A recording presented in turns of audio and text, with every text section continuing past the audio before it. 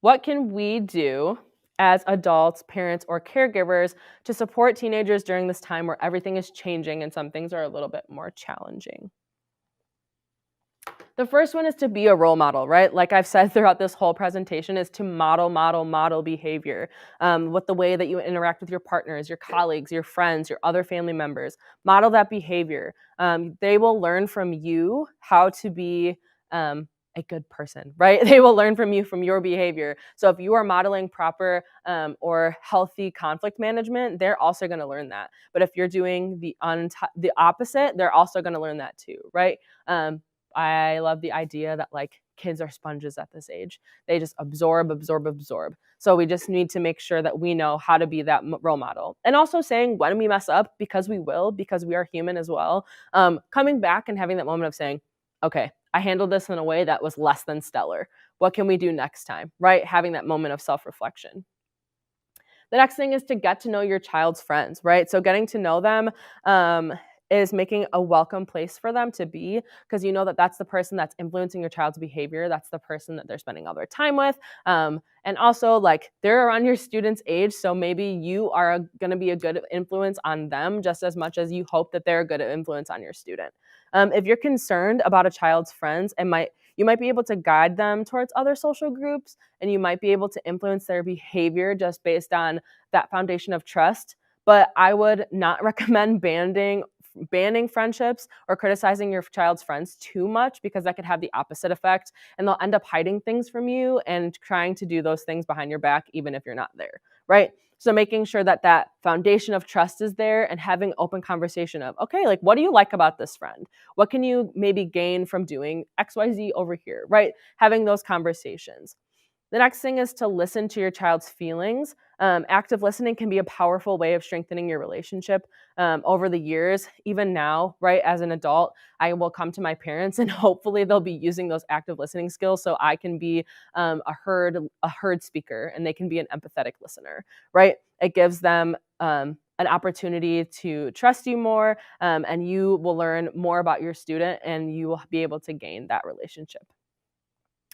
Being open about your own feelings, right? When you're not feeling your best, when you're feeling really great, when you notice something that you love about your student, tell them those things, right? When you're not feeling your best, it helps them to know that like adult people also are just people at the end of the day, right? Having those conversations. And also when they do something that you really love, as opposed to nitpicking the things that they don't do well, saying things like, I feel really happy that you invited me to your school's performance, or I feel really happy when you put the dishes away without me asking you, right? Focusing on that positive.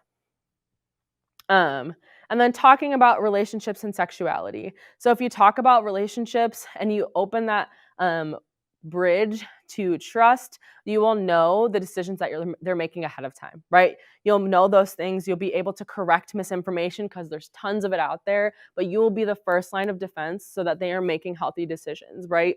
And you should, a couple topics, sorry, not you should, but there are a couple topics to really touch upon things like consent, things like sexting and pornography around this age, right? Those types of things are really important to touch upon just because those are real world things that are happening. And if they don't learn about how to be safe from you, it might be difficult if problems do arise, or if they hear it at school for the first time or from other students or on the internet.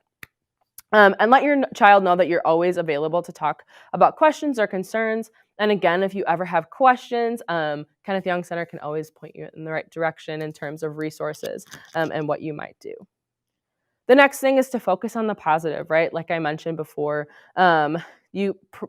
praising your student for being a good friend, having a variety of interests, trying very hard, right? We need that positive reinforcement as opposed to negative reinforcement, right? Those things where giving them positive praise will stick with them because our brains are already hardwired to remember the negative, right? They need more of that flooding of positive reinforcement. And the last one is to focus on the non-physical. I touched upon this a little bit earlier, is that teenagers are already self-conscious and they're anxious about their bodies and appearance because it's changing, and you might look different than the person that you're changed next to in the locker room. So reinforce positive aspects of your child's social and emotional development. Things like, you are so smart. Things like, you are so funny. You have a big heart. I love the way you do blank, right? Those types of things that are concrete and have nothing to do with their physical appearance. It will help them know who they are and not judge themselves based on what they look like or what they look like in the mirror. All right, so your active listening skills. We'll go through these pretty quickly. Active listening is one of the things that we can do to have a stronger relationship building moment. So paying attention, right? Paying attention to body language, not cutting people off, paying attention to your own body language as well as somebody else's, making that eye contact, shaking your head yes, right? When you hear what they're saying.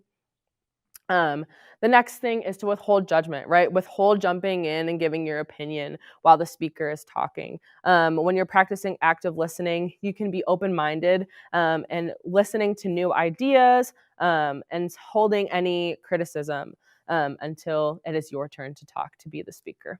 The next thing is reflecting, which is a skill that you basically do when you mirror what they say in their emotions, right? So they say whatever the case may be, they say whatever the situation is, and you say to them, so what I'm hearing you say is blank, right? You're reflecting what they said.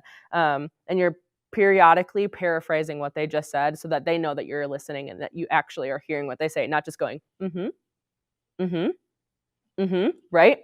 And the next thing is clarifying, right? So asking clarifying statement or questions. Asking clarifying questions like, what do you think about blank? Or can you tell me a little bit more about that? Or will you further explain what you just said, blank? Right? So asking those questions so that if you do misunderstand something, you can get that clarification so that you really understand before you respond. And then the next thing is summarizing, right? So at the end of the speaker speaking, you can say, okay, so what I heard from you is that you said blank, right? And you can say all of the key themes that you heard throughout the time that they were talking. And then it will be your turn to share, right? You can offer any insight that you might have. You can offer any advice, even a personal anecdote about whatever the thing is related to what they were talking about. And those are the couple of things that you can do to be a better active listener.